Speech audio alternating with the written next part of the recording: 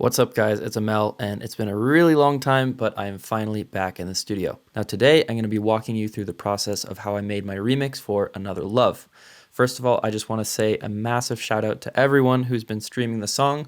The main link is on SoundCloud since it's technically a bootleg remix, so it's not official, but you guys have been putting so many super positive comments. I think a lot of people heard it from Afrojack sets in a bunch of shows he's done, and there's some people who shared the ID on YouTube and all that stuff. So I think some people were anticipating it, but yeah, I really appreciate all you guys streaming it. It means a lot to me, and I'm super happy with how the track turned out. So I'm very excited to share the process of how I made it with you guys. Now, if you guys are here just for the tutorial and seeing all the sound design and all the little secrets and stuff that I've put into this track, then feel free, you can skip ahead to this time code. I'll put a little time code here. So you can skip ahead to just see all the technical details. But this track has a bit of an interesting story of how it came about. So if you want to stick around for just a few minutes and hear how this track was created, kind of hear the backstory, it's a bit of an interesting story, so stick around, I think you'll enjoy. So ironically, the story of this track starts almost exactly a year ago. It was actually early February, I think maybe on like the 3rd or 4th day of February. I was just looking back through the WhatsApp chats to see exactly where this was. So it's kind of cool that I'm making this video now. Now, all of this actually technically started before I was working with Wall, which is Afrojack's record label, but already we were in contact, so we were texting back and forth. So one day, early February of last year in 2023, I get a text from Afrojack. He sends me an audio file of Another Love by Tom Odell, and he said, "Hey, this is a sick track. I think you should do a remix of it." And I said, "Of course, I'll look into it. I'll start coming up with some ideas and see what I can do." And so maybe a week later, after he had texted me that original link, I'm out at the store one morning and he texts me and says, "Hey, how's the track coming along?" So I look at the text and I'm thinking, oh shit, I haven't done anything at all. So I text him back. And even though I hadn't done anything at all, I say, "It's coming along great. I have a version. I'll send it to you in just a second. I'll be home and I'll send you a link." Of course, I had literally done nothing. I get in my car, drive home as fast as I can, get on the laptop, download the track, import it into FL Studio, and I start working on a mix. I don't know how long I worked on it, maybe an hour, 2 hours, something like that. To be honest, it wasn't the best mix at the time, but I had the rough idea there. I thought it was good enough, so I sent it off to him. And you know what? He liked it. Now, I will say, since the very first version I sent over to him, I did change a lot of stuff. We changed chords, melodies, I did a lot of mixing and stuff, but the very rough idea was there. If you're curious, I will play the very first export for you right now.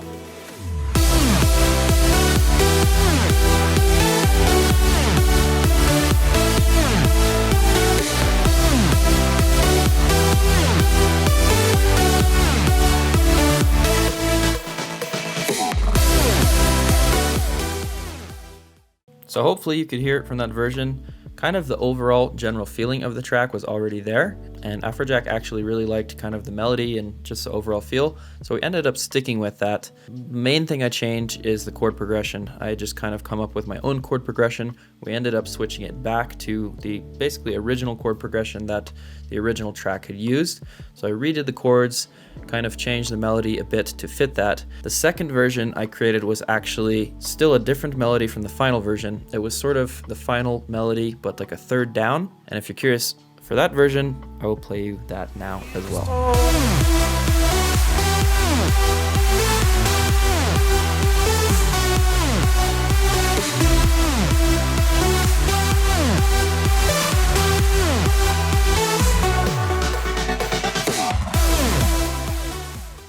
So after the second version, both Afrojack and I were pretty happy with the direction of the song. Now, there were a couple little things we were tweaking, and we were talking about tape stops and different little individual notes, and it was really close, but we weren't quite happy. And so eventually, I just came up with the idea. It's like, okay, let's just move this up and we'll just follow the original melody of the original song.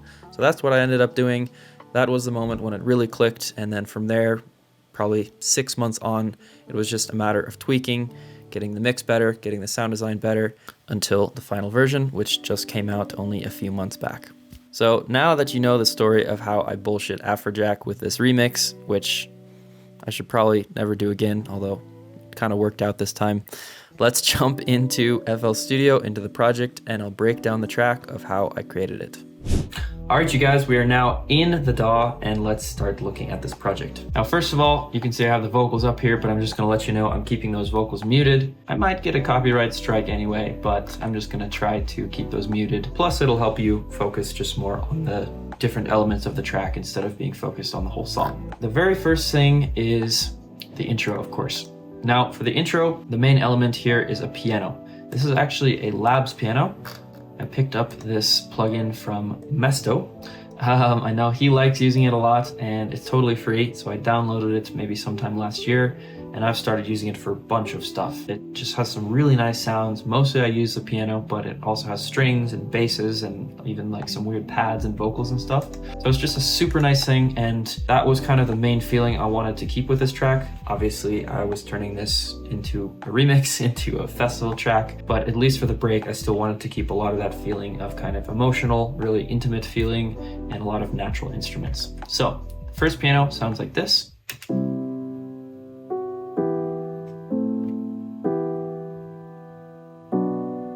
Now, what I probably should have done, you can see all these notes are just like perfectly on grid.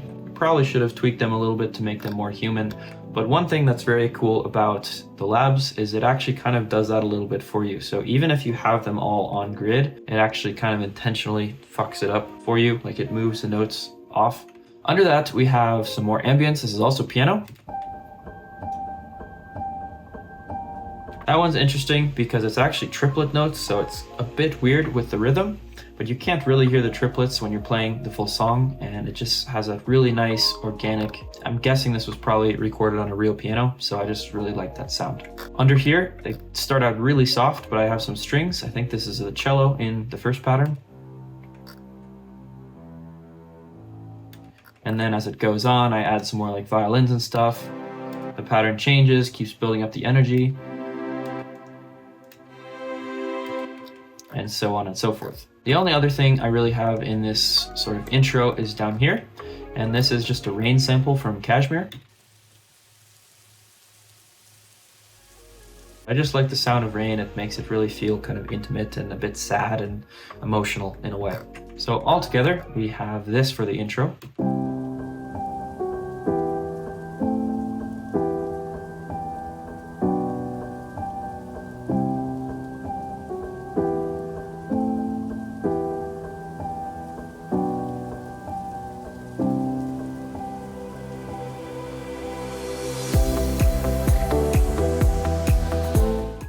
So this next section is where we really start to build some of that energy and get some of that feeling going. Now, it is the same chord progression, but as you can see, starting from the top, we have changed the MIDI quite a bit. So here it's the same piano from Labs again. I've actually layered it with one Nexus, but it sounds like this.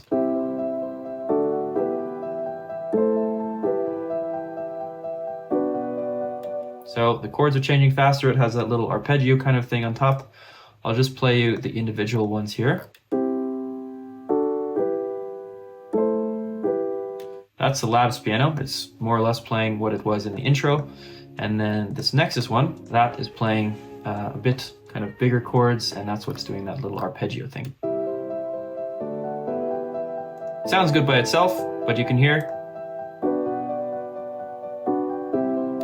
sounds a lot better when you layer them together. Under that, we have started to add in more strings. I think these are all just Nexus. I've added a couple different layers. So Warm, Beautiful. These are actually pads.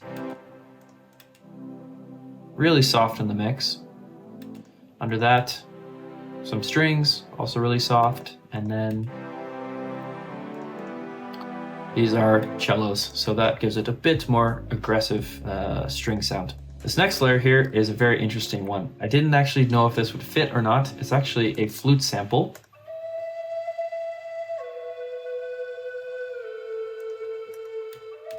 It did some weird stuff, so as you can see, I ended up kind of chopping it up and repitching some of these so it did basically fit the chord progression that I had. Altogether, it just really makes it kind of this emotional, nice, airy sound in the background. Down here, I have a couple elements. These are just kind of some reverses to sort of suck you into the next section. They sound like this. Have this lower one. Higher one, actually. and then this vocal one.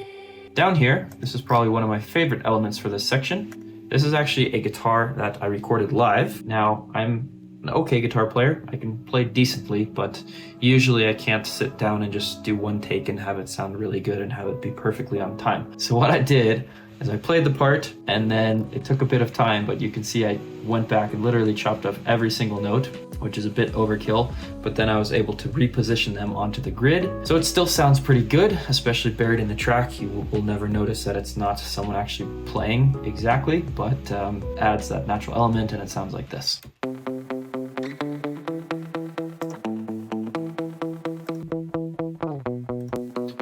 Just have a couple effects on here, some EQ, some reverb and delay and stuff like that, just to kind of widen it out. I also recorded this whole thing and then repitched it as sort of a harmony. And together. Then to support that, under here I have more or less the same idea, but played as if it were on a bass. This is actually two different instruments playing at once. The first one is this bass, super simple sound, but it actually sounds really good. It's the sub I created that's just kind of very plucky. So already that sounds a bit natural, but then to make it even a bit more kind of organic sounding, I just added this bass also from Labs, like I mentioned earlier. And so that sounds like this. And all together, you have these really nice kind of guitar harmonies.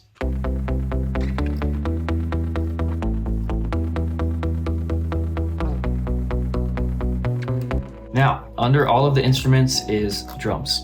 In the same style that I'm keeping all the instruments, I wanted to have these drums be like very chill and organic in the break. So I have this nice kind of thumpy kick, just really low key, not a lot of top end. Layering on top of that, we have some really natural sounding hi-hats. I have some rides which are coming in. I have them pitching up. And then you can also see I have this kind of LFO automation on the panning. And so as it keeps going, it just gets faster and faster. Down here we have some kind of claps, snaps. And then again at the bottom, we have some crashes, downlifters, uplifters, all that sort of stuff.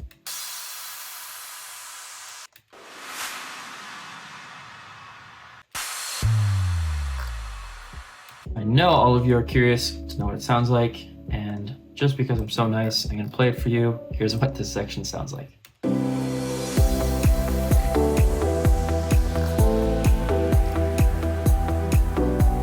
Just really kind of vibey with all those chill pianos, the strings, the rain, the organic drums.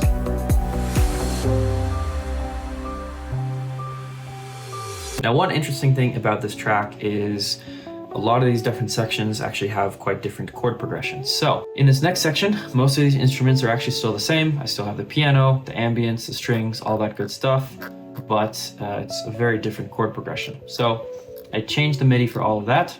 This is what the new piano chord progression sounds like.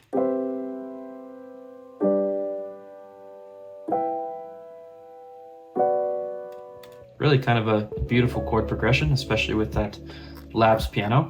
And now down here, you'll notice that I've completely, all the drums we just did in the previous section, I killed all those, and instead I've replaced them for a much slower kind of drum beat. These are just very like washed out kind of reverby stuff. Almost like a future bass kind of rhythm.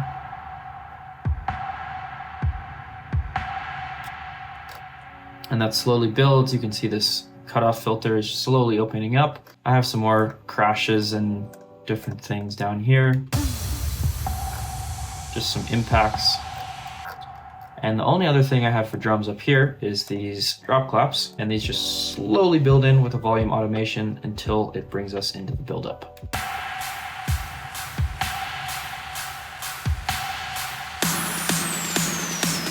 And that's when the energy really picks up. So here we go into the build-up, starting to build the energy towards the drop. We're back to, I think this is the original chord progression. So it basically has the first chord progression, then it changes a bit, and then it goes back. And this is the chord progression, obviously, that we're gonna have for the drop. Starting from the top down, we have the leads, which are slowly starting to filter in.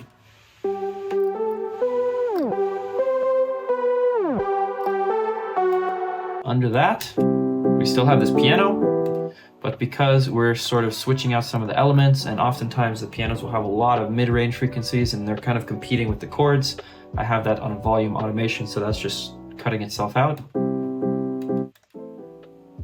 Down below it, we have the same thing with the strings.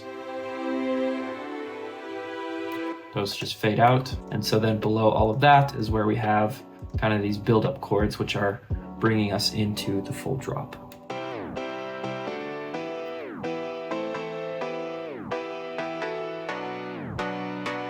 This is kind of a combination of these pianos as well as some cut-off stock chords.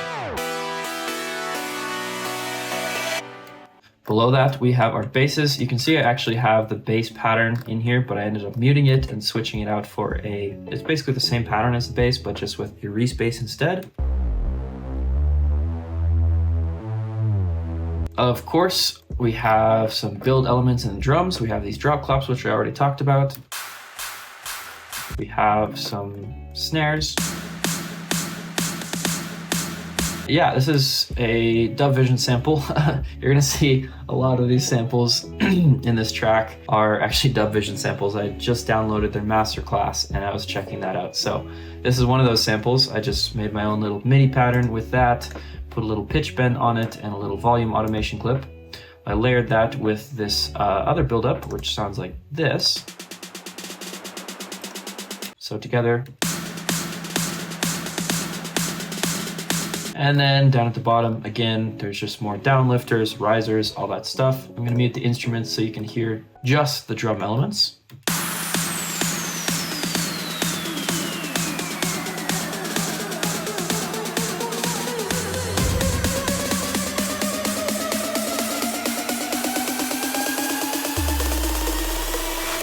And once again, for your listening pleasure, I will add the instruments in. So now here is the full buildup.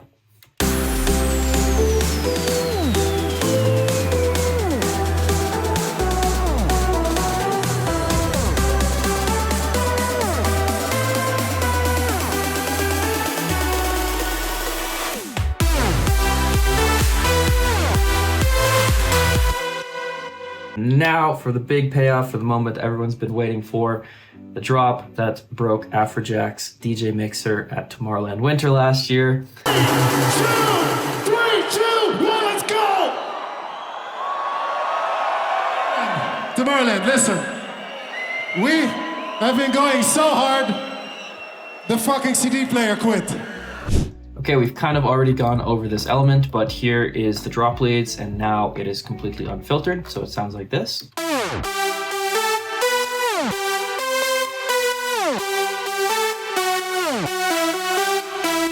Of course, with a lead like this, a lot of it comes from the sound design and sound selection, and then the other big part of it is some of the effects, mainly this tape stop that really kind of sells it, so to speak. You can see I have this layer which is controlling, it's actually only 4 different synths. Normally I add a bunch of different synths, maybe I'll have like 7 or 10 or something ridiculous, but in this case, this was the main lead. I created it just from scratch. Kind of has this weird cutoff, almost sounds like a bit trumpety. Then I layered that with some silent ones. Again, I mostly made these from scratch, although I think one of these, I'm not sure which, is a Dub Vision lead that was in their sample pack as well.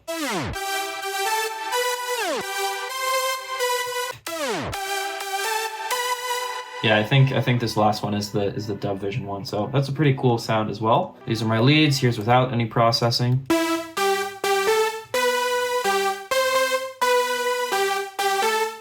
Sounds pretty silly without any processing. So a lot of that sound, you can see I EQ'd a little bit, just boosted a tiny bit of the high end, a little bit of OTT just to make it nice and fat, and a little bit of stereo enhancing, like just a tiny bit to make them just a bit wider. Reverb is super important for these leads. This is probably one of the most important things if I take the reverb away. You can hear they have a lot more high end than they did without the processing, but The reverb on these progressive leads is probably the main element, I would say, that really makes them sound so big and epic. Below that, we have our drop chords. Now, I think these consist of a lot of saws and pianos.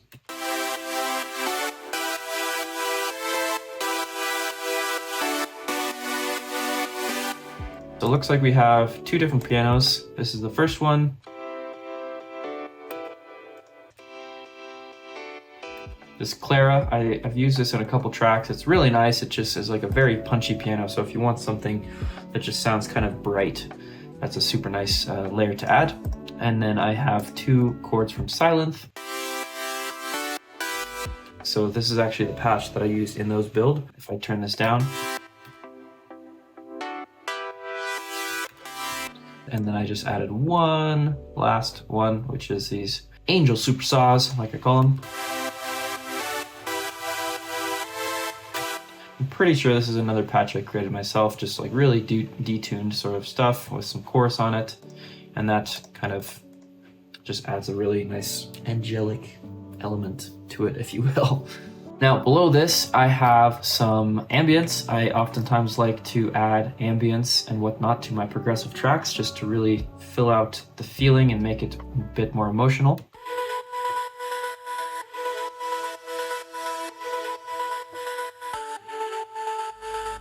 Normally I just keep, for instance, one note the whole time, but in this case, you can see I have this second one. It's the same sample, I just chopped it up and basically repitched it. And if you guys have heard the extended mix, that's actually kind of became, you can't hear it as well in the drop, but when it's alone in the extended mix, to me at least, it's kind of an iconic part of the track. It's, yeah, I'll just play it and maybe if you've heard the extended mix, you know it. Without it, super empty.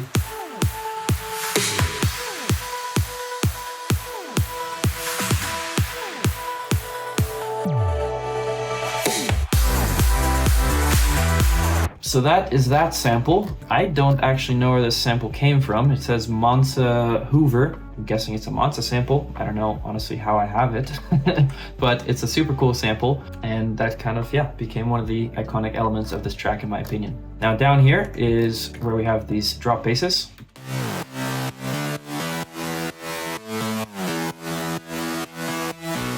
As you can hear, compared to that build-up Reese bass, these are way more aggressive. These really sound like, you know, some sort of chainsaw or something. So here are some of the elements individually. Kind of nice basic saw. A really aggressive one. I renamed this, but I think this was some preset or something. I think that's also from a sample pack, that kind of choppy one. I think this is another one that I made that was just like the very end. I just wanted to add something that was like super kind of fucked up and like really distorted. So as you can hear, it's very distorted. And then here, just a couple wide ones. Another bass that's kind of fifth. So altogether, those are just very aggressive and add a lot of energy to the drop. And of course, we have another bass layer, which is the sub.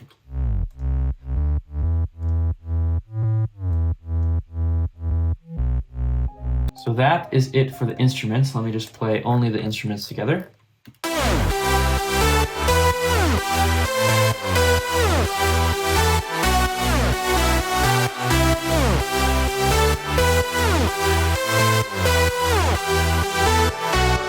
Oh, and by the way, let me really quickly show you for the leads. This is my side chaining. So I have a longer side chain, but it's really low. It's only like 50%. Then for my chords, I think I have the same side chain, but it's turned up to closer to 70%. And then for my bass, I have same side chain, but it's up at almost 90%. And then for my sub bass, I have an even longer side chain and it's all the way to 100%. So that just gives the low end a lot more room for the kick to punch through. So I just wanted to show you, if I'm doing like future house or something, I'll usually just use a sort of shorter side chain for all the elements kind of together. But yeah, that's how I process my side chain for progressive. Okay, so let's talk about drums.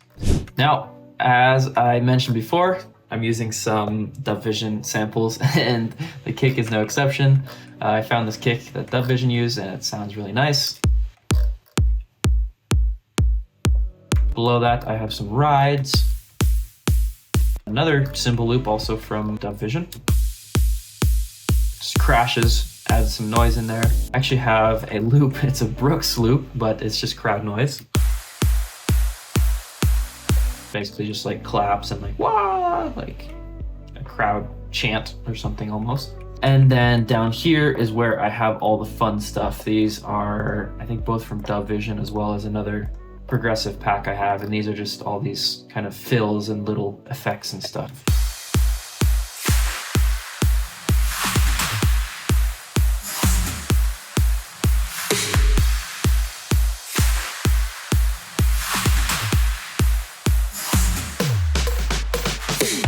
So there we go. I will just add all these drums together. So I'll mute the instruments and play from this last bar here.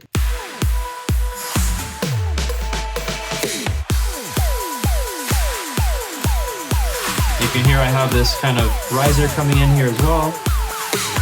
All the hi-hats.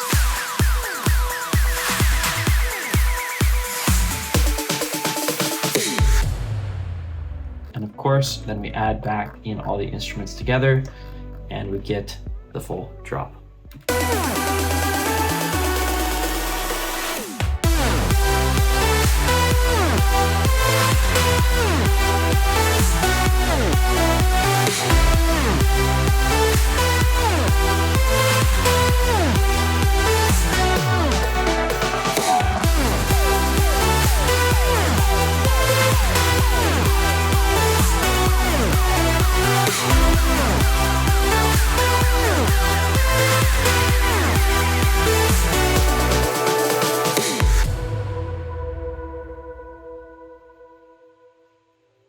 So there we have it, guys. From here, it just goes into the second break. Second break has a couple more elements just to keep things rolling. It's a bit longer. On the build-up is basically twice as long.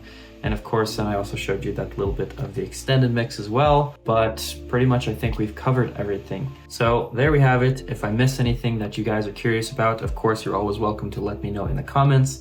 And I'll try to either just write you back and answer them or make a video about it or something like that. But that is the remix. I'm really happy with how it came out.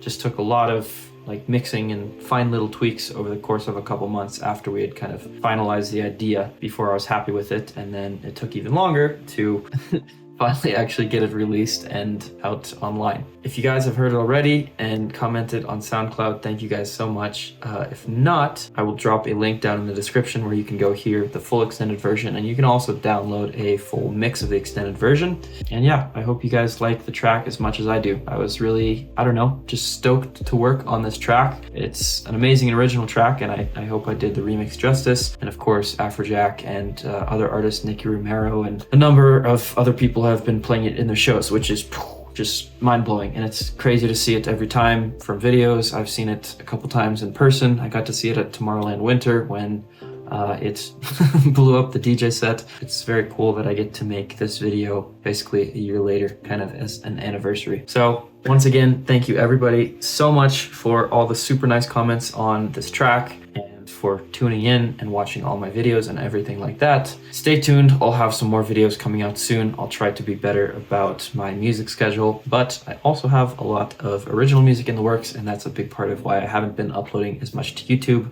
So I'm very excited for some releases coming up just around the corner. Make sure to stay tuned for all that. And as always, guys, I'll catch you back in the next video. Peace out.